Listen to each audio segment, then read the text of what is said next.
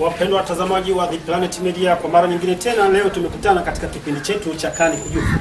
Kipindi leo kimemtembelea kijana wetu hapa, kaka yetu, ndugu yetu, na ni kiongozi katika Al-Madrasatu Najiz Al-Muhsin. Hivyo basi, ili tusipoteze muda, twende pamoja nami ili tuende kumsikiliza kijana huyu, yeye ni nani na wadhifa wake ni nani. Assalamu alaykum. Wa alaykum salaam wa rahmatullahi wa barakatuh. Vipi? Safi, mambo vipi? Safi, kwa zakati. Alhamdulillah. Mazuri. Alhamdulillah. Karibu. Asante sana. Niko na kitu cha Kani Kujufu. Kipindi kinataka kujua kwamba wewe ni nani katika Najiz Al-Muhsin, lakini pia una wadhifa gani pale. Ninaweza kuwa pamoja nayo. Sawa, inshallah, karibu.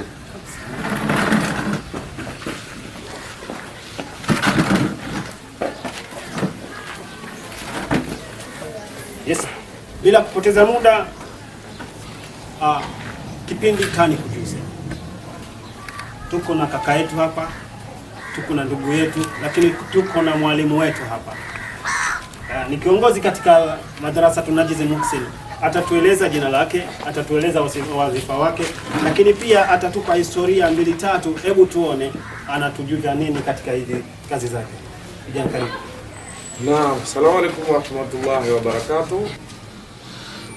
Kwa jina naitwa Kidanga Musa Jabil, ni mzaliwa wa hapa Zanzibar, mkoa wa Kaskazini Unguja, wilaya ya Kaskazini A. Kiongozi muanzilishi katika hii Al-Madrasatu Najiz Al-Muhsin ambayo inapatikana hapa Nungwi. Nashika wadhifa wa katibu katika madrasa hii, na pia ni mtungaji, vile vile ni msomaji wa kasida katika madrasa hii.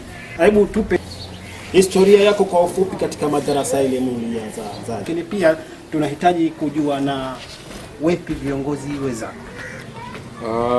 Labda rejea kwenye safu ya uongozi. Kwenye uongozi tuna viongozi wanne tu katika katiba yetu ya madrasa, ni viongozi wanne.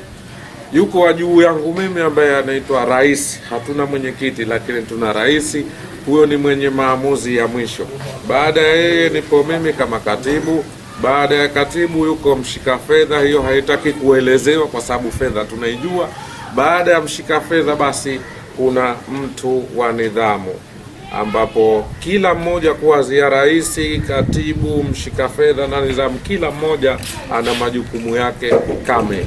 Kama mlivyomsikia kaka yetu hapa, ndugu yetu, maalimu wetu, yeye ni mwanzilishi wa Al-Madrasatu Najiz Al-Muhsin, lakini pia ni katibu wa Al-Madrasatu Najiz Al-Muhsin. Turudi kidogo hapa katika historia yake. Alisema kwamba yeye ni mwanzilishi. Hebu labda watazamaji watataka kujua historia yake kwa ufupi katika mwanzilishi wa hii madrasa yetu. Naam, historia kwa ufupi wa uanzilishi wa madrasa au ya kwangu mwenyewe? Ya madrasa kwa sasa hivi. Okay. Madrasa ilianzishwa mwaka 2007 mnamo tarehe 20 mwezi wa 4 mwaka 2007. Ilianza na wanachama 7, lakini hadi muda huu tunapozungumza sasa hivi madrasa ina wanachama 75. Naam, 75. Kutoka 7 mpaka 75. Mpaka 75. Katika uanzilishaji wenu, labda pale mlipokuwa mmeanza, mlikuwa mmejipanga kwamba ninyi ndio walimu au mlitafuta mwalimu mbali kuja kusomesha pale?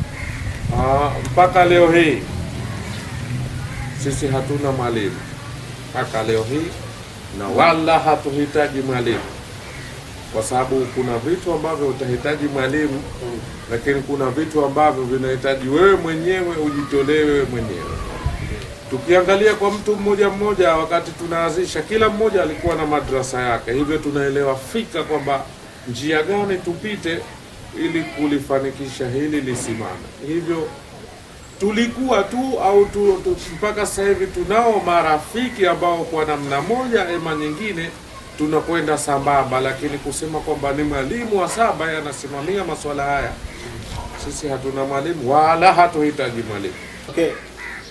Kidanga ama katibu wa Najiz Al-Muhsin, katika historia yako ya uanzilishaji wa madrasa hii, labda katika kuanzilisha, unaenda kuanza madrasa hii, wazazi ama jamii ili kupokeleaje? Naam, ama siku zote ukitaka kuanzisha jambo zuri, basi bila shaka itakuwa kuna vikwazo fulani au matatizo ya hapa na pale ambayo yanaweza kutokezea. Lakini kwa upande wangu mimi nashukuru sana, tulipoanzisha jambo hili wazazi walilipokea vizuri.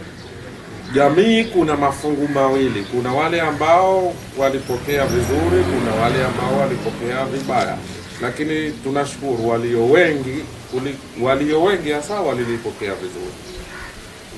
Asante sana kijana, ndugu, kaka, Maalim, una kazi nyingi ambazo kwamba unazifanya pale kwenye madrasa yako, lakini hebu tuambie na watazamaji pia wataka kujua kwamba ni kazi gani au kazi ngapi ulizozifanya mpaka sasa hivi, na kuna ugumu gani uliokumbana nao katika kazi hizo, lakini pia inawezekana kuna changamoto tofauti ulizokumbana katika kazi hizo. Ama kwa upande wa kazi tumefanya kazi nyingi sana, lakini hapo nyuma kabla ilikuwa tunafanya audio tu, ilikuwa hatutoe video, tulikuwa tunafanya audio. Lakini kwa upande wa video tayari tulishatoa albamu 2. Albamu ya kwanza inakwenda kwa jina la Taji la Harusi ambayo tulifanya mwaka juzi, na albamu ya pili inakwenda kwa jina la Maisha ya Ndoa.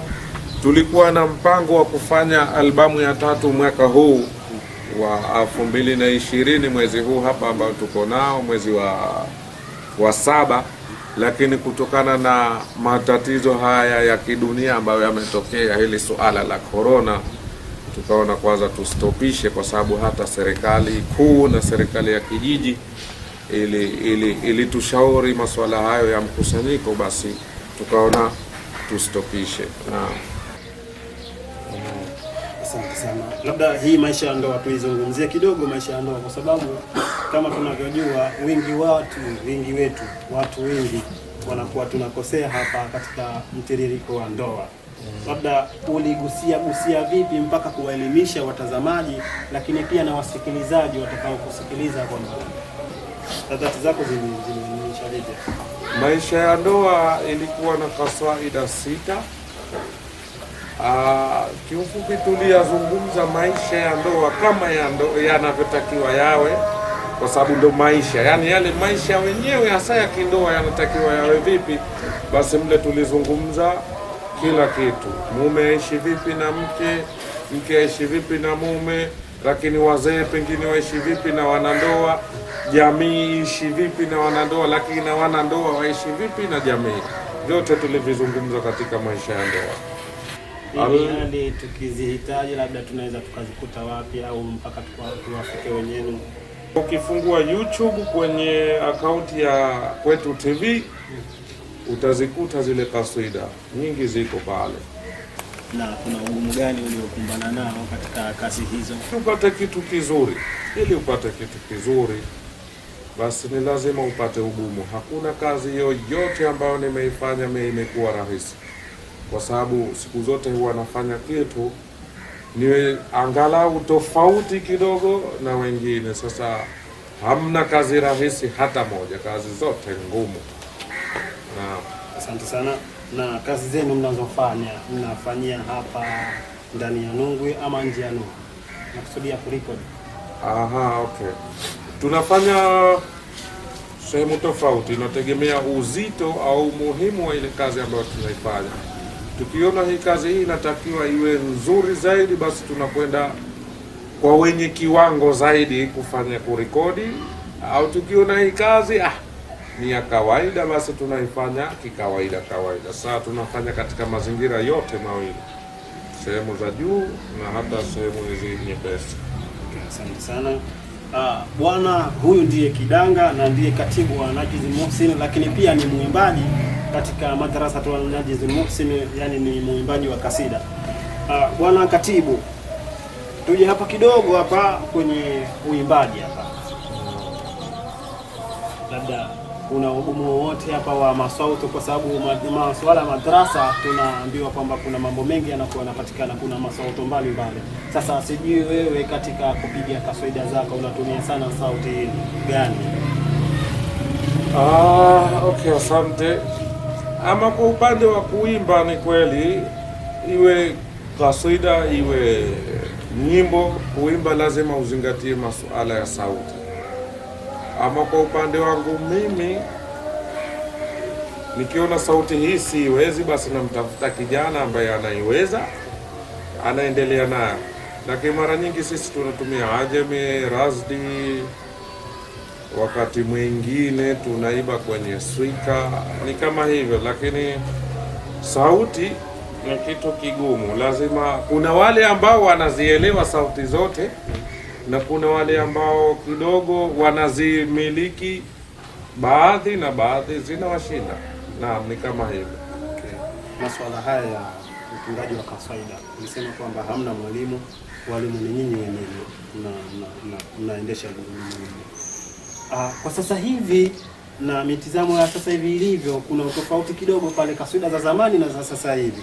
Na sasa hivi walio wengi wanasema sana bora usikilize bongo flavor kuliko kusikiza kaswida za sasa hivi. Hebu hili unalizungumziaje? Chazoea kusikiliza bongo flavor. Kuna utofauti kati ya bongo flavor na kaswida. Kwanza kaswida itabaki kuwa kaswida tu, kwa sababu kaswida ina nagma zake za kikaswida ambazo unatakiwa usipite. Bongo flavor ina tofauti yake.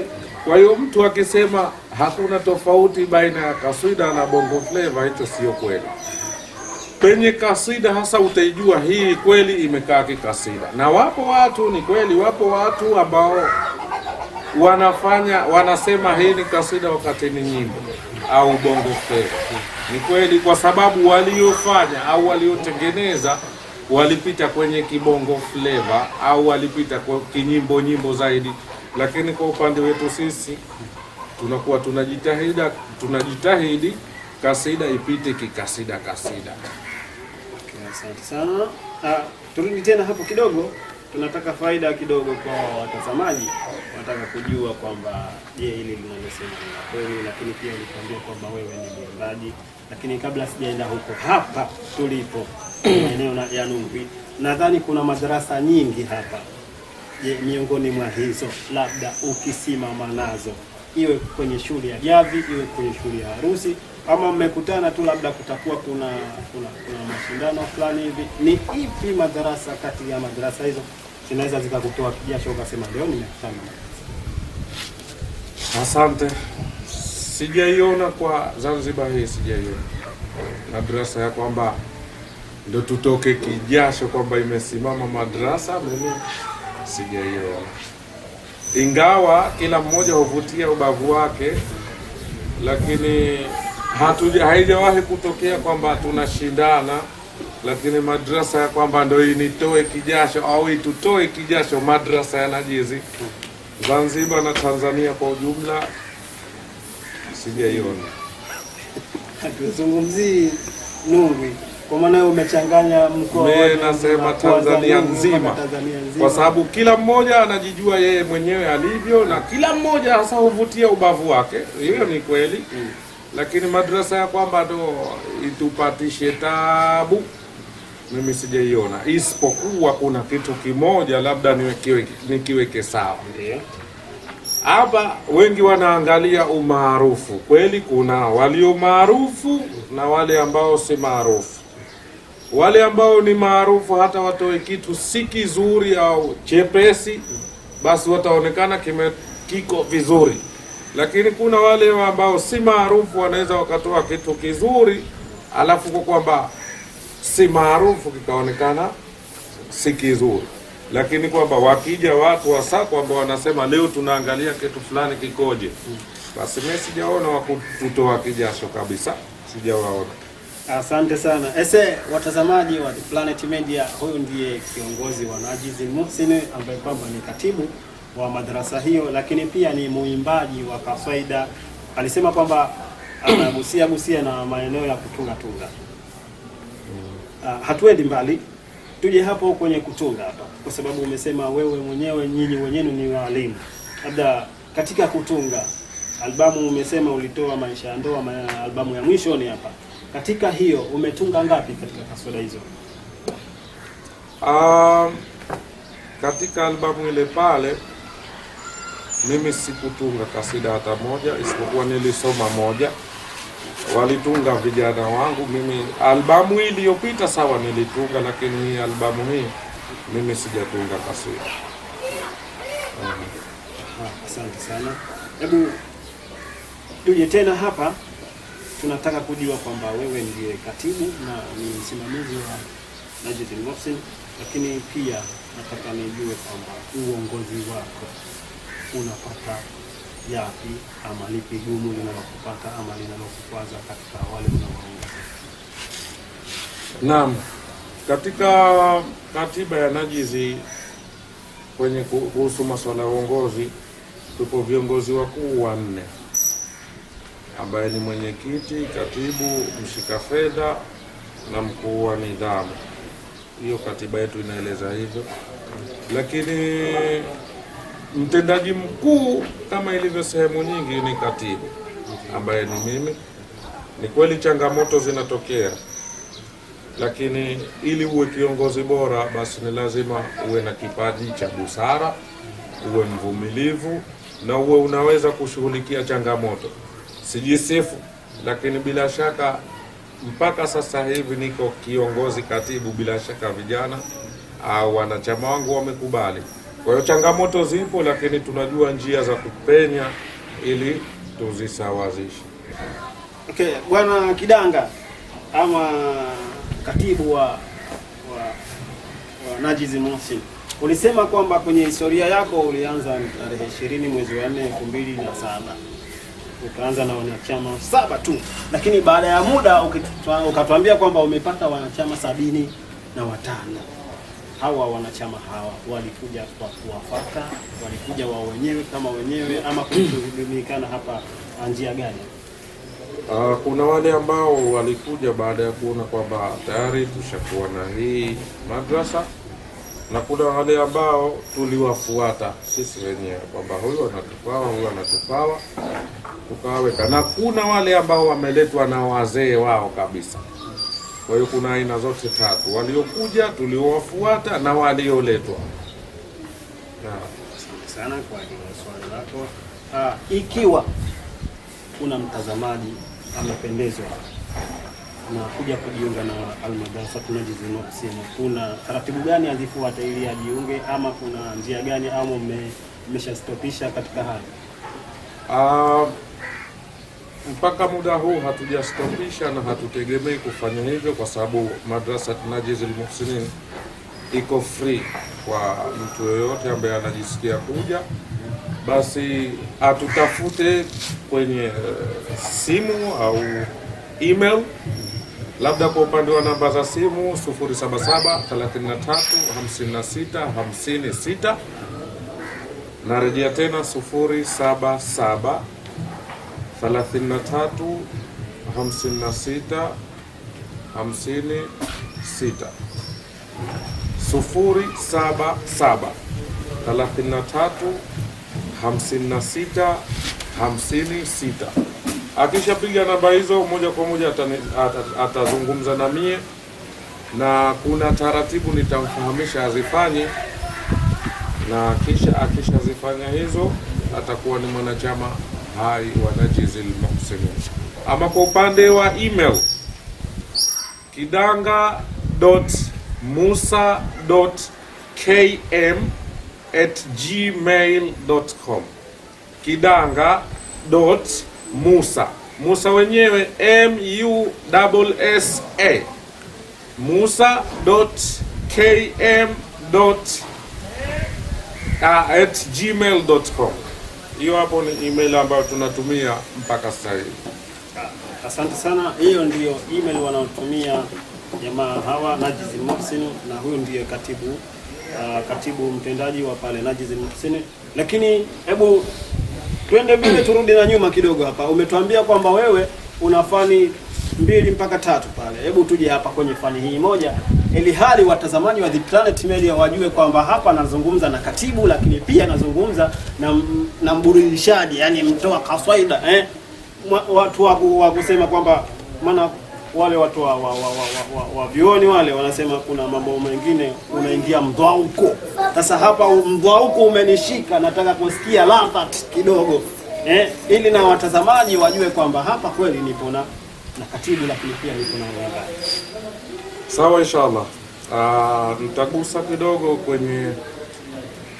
kwenye sauti ya Razdi, ingawa siko sawa kiafya, lakini nitasoma.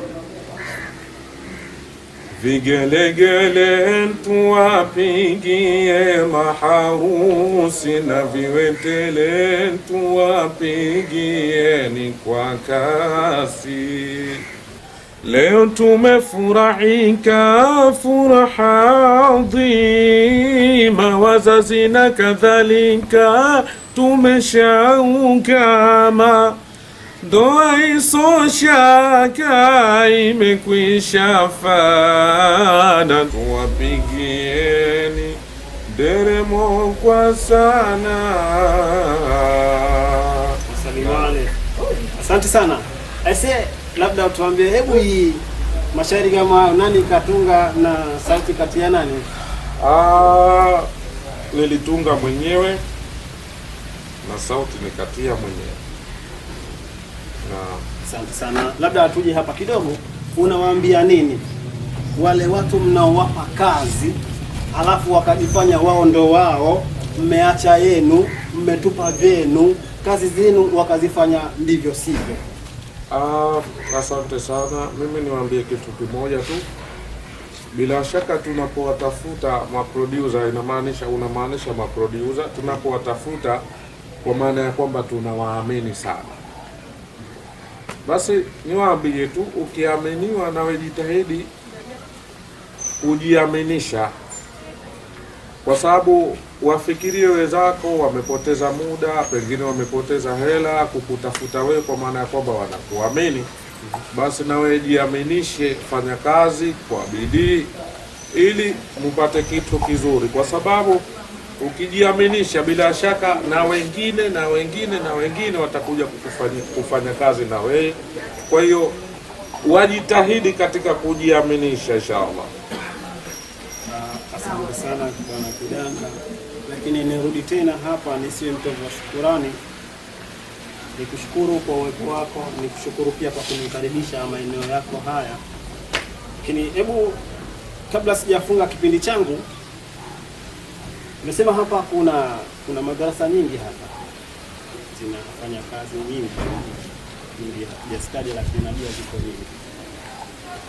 Katika hao kuna labda mmoja wapo alikuja akakuchukulia wanachama wako, ama kuna sintofahamu yoyote hapa iliwahi kujitokeza katika mambo kama haya? Al-Madrasa Najiz al-Muhsinin haijawahi kuchukuliwa mwanachama, na hatutegemei kwamba itawahi kuchukuliwa mwanachama, isipokuwa sisi tunachukua yule ambaye tunamtaka katika madrasa nyingine. Asante sana. Aise, huyo ndiye katibu wa Najiz al-Muhsin, lakini pia kuna jambo ananishangaza hapa. Unasema kwamba huwezi kuchukuliwa haijawahi tokea. Kwa maana hiyo na haitotokea. Hatutegemei hivyo. Ila wewe unayemtaka nachukua. Kwa ubabe gani sasa hapo wenzangu? Si kwa ubabe, isipokuwa sisi kwa Nungwi tunajiita ni madrasa ya taifa, kama zilivyo timu za taifa. Timu ya taifa inaweza ikenda chukua klabu ya Simba, ikenda klabu ya Yanga, ikenda Prison, ikenda wapi, ikakusanya pale, ikafanya timu ya Tanzania, ikawa Taifa Star. Najiz al-Muhsinin kwa Nungwi ni kama ya taifa, inakwenda kuchukua hapa pale ndio ikafanyika Najiz al-Muhsinin. Kwa hiyo mtu ambaye tunamtaka sisi tunachukua, anayemtaka huku hachukui. Ase, huyo ndiye katibu wa Najiz al-Muhsin, ameshajitapa vizuri sana, lakini mimi nimwambie kwamba ahongere na aendelee kuwa na moyo huo wa kuwakusanya vijana, maana hii kazi kubwa sana hii ya kuweza kuwakusanya vijana. Labda unawaambia nini Na maoni yako ni yapi kwa watazamaji, lakini pia na wale wanaoanzisha madarasa kama hizi ama vikundi kama hivi? Maoni yako ni yapi? Asante sana. Kiufupi nianze kwa watazamaji, ningeomba tuzisapoti sana hizi kazi zetu tunazozifanya kama jamii ya hapa Tanzania. Kwa mfano kwenye hizi online TV kama The Planet, tayari ni vijana ambao wamejipanga kusapoti kazi za wengine, na kwa vile wanasapoti kazi za wengine, basi na sisi tuwasapoti. Kwa mfano tu like kazi zao, tu subscribe, tu share. Tukifanya hivyo tutawapa nguvu ili waendelee kujipanga na kutuletea mambo mazuri zaidi. Kwa upande wa wale ambao wanataka kuanzisha madrasa kama hizi za kasida, ningewaomba kitu kimoja ambacho ni muhimu sana. Tuwe tuna utofauti baina ya nyimbo na kasida. Bila shaka kuna watu wanasema yote ni sawa, lakini mimi naamini sio kweli, kutokana na mpangilio wake. Kasida zina mpangilio maalum na nyimbo zina mpangilio wake. Basi tuonyeshe na sisi kwamba hichi kitu sio kweli, yaani hakuna usawa baina ya nyimbo na kasida. Tuwekeni utaratibu maalumu, yani tuzifate naghma za kasida ili tuitwe kwamba tunasoma kasida, na wale wa nyimbo basi tuachie waimbe nyimbo zao. Tujue kutenganisha hapo, isiwe anachokiimba pengine tuseme Mbosso hakina utofauti na mtu ya kasida. Tuwe tunatenganisha, basi tujulikane sisi ni watu wa kasida, huku ni watu wa nyimbo. Asante sana. Asante. Nikupe nafasi ya mwisho, labda kuambia watazamaji, hebu repeat zile namba zako na ile email ili wakikutafuta wajue unapatikana wapi. Haya. Kwa upande wa namba zangu ni 077 33 56 56. Narejea 077 33 56 56. Ama kwa upande wa email unaandika kidanga.musa.km@gmail.com. Narejea kidanga.musa.km@gmail.com. Pale penye Musa unaandika double S, yani Musa ya double S. Hapo moja kwa moja utazungumza na mimi kama katibu wa Najizil Muhsinin.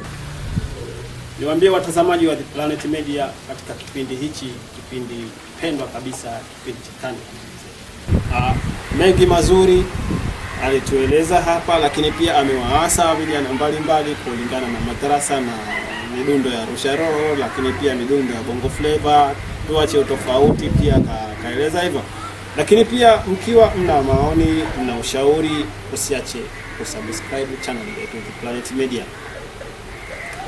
Nyuma yangu kule nilikuwa na mshika kamera ni Mitch Babu. Mimi niliendesha kipindi hichi hapa ni Mwinchande. Nilikuwa naye Kidanga Musa Jabir.